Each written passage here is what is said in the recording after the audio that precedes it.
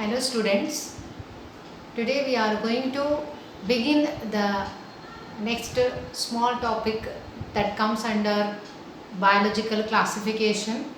In the previous lecture we had completed the classification of kingdom Monera. So based on the different criteria, so bacteria we have classified, general characters of kingdom Monera also we have completed in the previous lecture. Today we are going to continue the same topic, that is kingdom Monera, the another criteria for the classification of the kingdom Monera we are going to discuss. So one criteria already we have discussed. Now the next criteria is the classification of the kingdom Monera based on the occurrence, based on the structure, based on their habitat. So based on their presence and absence of the pigment. So based on all these criteria, the kingdom Monera is classified broadly into three categories. The first one is called Archaebacteria. Yes, Archaebacteria. Second one is Eubacteria. Third one is Cyanobacteria. So first we will proceed from the Archaebacteria. The general features of Archaebacteria as well as their types of Archaebacteria in detail we are discussing.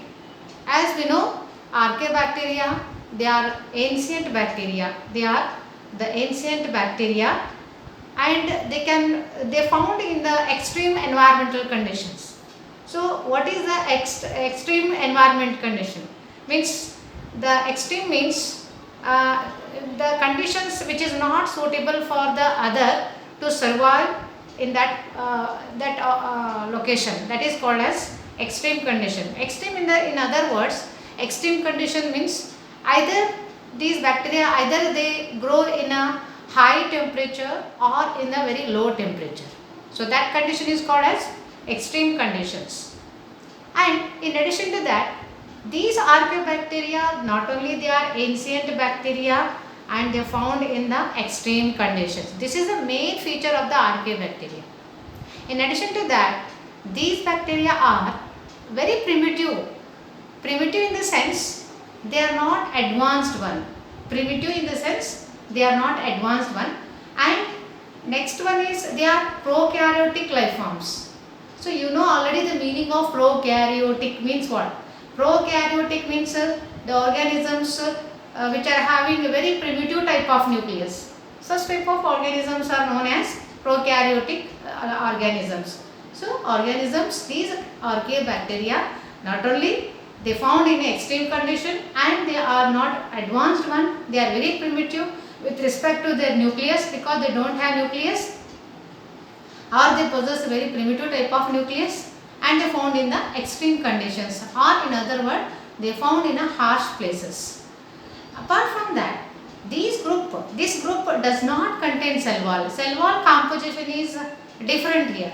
So if the cell wall is found, murine is not there. Usually the true bacteria contain murine is the cell wall material. But Archaebacteria, with respect to cell wall, Archaebacteria possess the pseudomurine. This is not a murine, but it is a pseudomurine. This is the cell wall composition of Archaebacteria. This cell wall, pseudomurine, favors the Archaebacteria to survive in the extreme conditions. Okay. So because of this cell wall material only, they live in a harsh places. That is the main reason why they found in a extreme conditions. Next comes the classification of Archaebacteria further. Archaebacteria, they are further classified depending upon their conditions, depending upon their habitat. Archaebacteria are further classified into four categories. Let us see one by one. The very first one is halophiles. As the name itself indicates, halo means salty habitat. Where the salty habitat is there, in that location, in that area, in that habitat, these bacteria, Archaebacteria, are growing. Their main habitat is salty habitat. In extremely salt condition, they are growing. Hence the name halophiles. Halo means salty. Next comes acidophiles. Acidophiles are, as the name itself indicates, acid means they grow in an acidic condition. The habitat where rich amount of acidic condition is there, in such environment, in such habitat, the acidophiles are growing. So hence they are called as acidophiles. Then after that, thermophiles. Once again, as the name itself indicates, thermo means temperature. Here extremely high temperature. Okay, extremely high temperature like hot springs of desert. Okay, they are residing in a hot springs of desert or in an extreme temperature. Very high temperature, it is more than 100 degrees centigrade. In a such high temperature, these thermophiles are living. Hence the name thermophiles. Thermo refers to temperature, high temperature. Thermal, hot springs of the desert. In such area, habitat, the thermophiles are residing. Next comes methanogens. Methanogens means say these archaeobacteria, this group produce methane. The methane gas is produced by these methanogen bacteria, and they are also one of the group coming under archaeobacteria, methanogen. So where they survive, let us say. These bacteria grow in marshy place, as well as marshy in the sense what?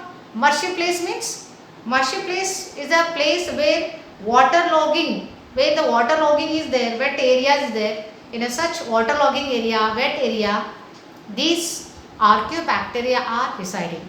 Or it is also called as what? Marshy places. Marshy places. Apart from that, these methanogens are usually they are found in, not only in marshy place they are found, they are also found in the gut of many ruminants. You know, ruminants animals are those animals which chew, the cud is chewed by these animals. For example, many ruminants like cow, buffaloes, and these animals, they are responsible for the production of methane gas. So the methane gas is mainly produced by these animals, that is by ruminant animals. Okay, so ruminant animals, while they chew the cud, and as they chew the cud, they release a methane gas from the dung. Okay, so the methane gas is produced by these ruminants only, and that is having a very high economic importance. Apart from that, what makes the archaeobacteria to differ from the other bacteria? Normally the normal bacteria are differing from the archaeobacteria. So what makes these archaeobacteria to differ from the other bacteria? It is their cell wall composition. So here the cell wall composition is pseudomurine. Pseudomurine, that is containing high amount of unsaturated fatty acids.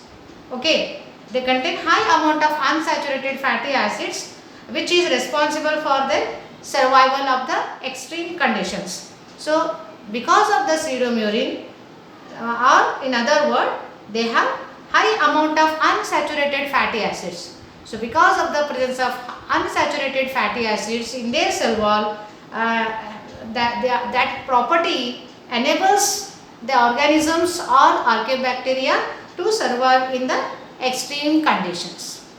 But normally the other bacteria, their cell wall is quite different. Their cell wall is made up of murine. Okay, and normally they live in the normal temperature, normal conditions. But whereas the archaeobacteria, they survive in extreme conditions because of this cell wall composition. So these are the characteristic features of the archaeobacteria. Okay, we will stop here.